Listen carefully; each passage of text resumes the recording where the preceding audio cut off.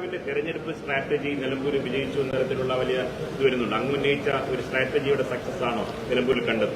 Team UDFന്റെ വിജയമാണ് നിലമ്പൂരിൽ കണ്ടത്. അത് ഒരു വ്യക്തി കേന്ദ്രീകൃതമല്ല, വ്യക്തി കേന്ദ്രീകൃതമല്ല, ടീം UDF ആണ്. മുതിർന്ന നേതാക്കളുടെ ഗൈഡ് ലൈനും അവരുടെ അനുഗ്രഹങ്ങളും എല്ലാം ഉണ്ടായിരുന്നു.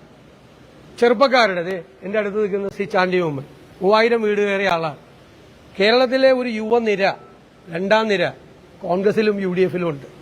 ഒരു രണ്ടാം നിര, അത് ജനങ്ങൾക്ക് ഇഷ്ടമുള്ള, ജനങ്ങൾ സ്നേഹിക്കുന്ന, കഠിനാധ്വാനം ചെയ്യുന്ന UDFനെ വിജയത്തിലേക്ക് എത്തിക്കാൻ വേണ്ടിയിട്ടുള്ള മുന്നണി പോരാളികളാണ്. അവരും കൂടിയാണ് ഈ വിജയത്തിന്റെ ശില്പികൾ.